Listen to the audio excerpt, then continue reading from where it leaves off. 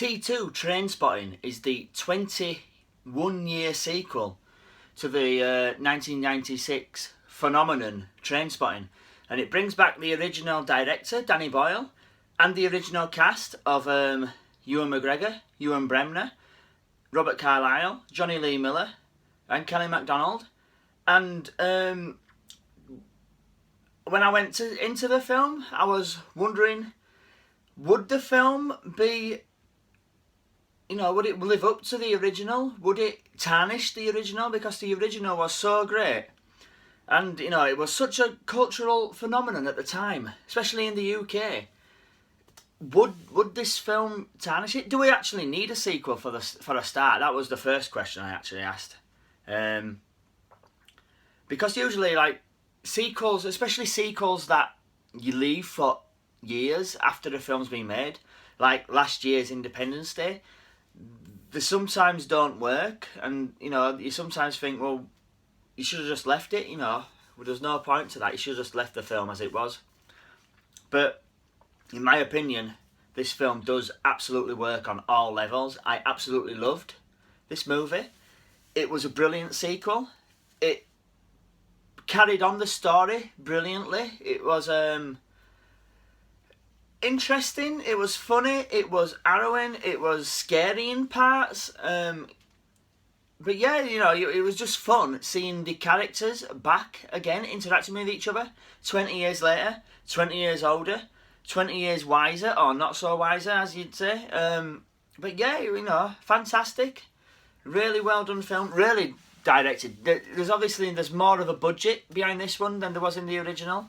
And you can tell, but you can tell for the better, well, not for the better, but it doesn't tarnish the original or anything like that. It's just brilliant. There's lots of callbacks to the original film. Like Renton, he flies off the top of a car and he's stood on a bonnet laughing, and it's like, well, that's a callback to the first one when he goes over the bonnet and then he's laughing. There's a scene where he walks into a toilet in a nightclub and he opens the first cubicle and it's just covered in shit, to put it bluntly, and that's like a callback to the scene with the worst toilet in Scotland. But what I like about the film is it's the first one was fast paced, and it went really quick when you watched it, and it was only on for 90 minutes. This one's a little bit slower in parts, takes its time in parts, and it's on for 2 hours. And one of my worries was that they were going to try and put too much into the film, or they had too little of a story, should I say, and they was trying to stretch it out into 2 hours, but they didn't. And what worked is that these guys are 20 years older, and you can tell, and when you get 20 years older, things slow down a little bit. So that kind of reflected in the style of the film. And I liked how, basically, they left the film at the end of the Trainspotting, how it ended, and 20 years later, Renton comes back, and not a lot has actually happened. They've got on with their lives basically, and it's done in it's done in an organic way, a way that makes sense and doesn't spoil the original film. Minor spoiler territory, but it's not anything that'll ruin the film. But basically, take Diane for an example. She's just become a lawyer or a solicitor and got on with her life. Johnny Lee Miller, he's got on with his life. He runs a pub, and does other dodgy things. Begbie's in prison, and it said Renton said that he got an accounting job, lived in Amsterdam, got married.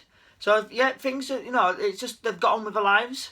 Nothing major's happened. It's just, and then they come back, and yeah, it's really good.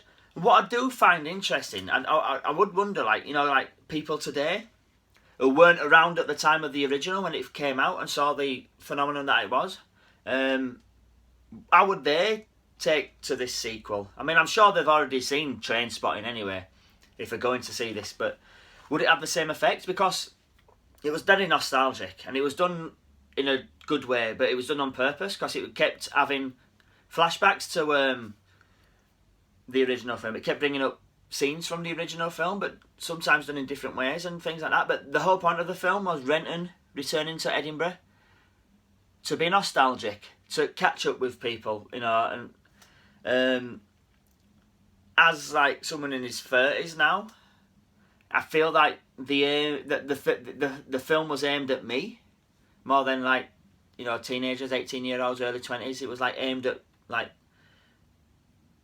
the over 30s to the 50 age range. I'm not sure if a studio would want that, but that's what it felt like, which I liked, because it's like we have aged with the characters as well. So that's what I found interesting. A couple of interesting things. There's certain characters what don't appear, which kind of makes sense, but I expected them to. Or they're not in it for that long, and I expected them to be in it longer, but it makes sense, so you don't really miss them. It's good to see the characters, but they're not needed in the film much. There's new characters in the film, which are pretty good. Really like the new characters. Yeah, like I said, it's really a really funny film as well. Not quite as good as the first one, I'd say, but it's up there. I did really enjoy it. So I'm going to give this film a rating of A. So it's yeah, a good start to the new year with a great film. This is my first review of 2017. Proper review. I've done a retro one now, and now this is my first movie review of new films, and it's off to a good start. Well, in fact, it's off to a great start. So let me know if you've seen this film. Were you a fan of the original Trainspotting? What are your expectations going into this film, T2 Trainspotting? What are you expecting to see? What are you hoping not to see? If you've seen it, do you feel like me with the nostalgia aspect and, you know, aging with the characters and it being aimed more at my age and stuff like that? Like and share my channel, guys. Put all your comments down below in my comment section. And remember, stay heroic.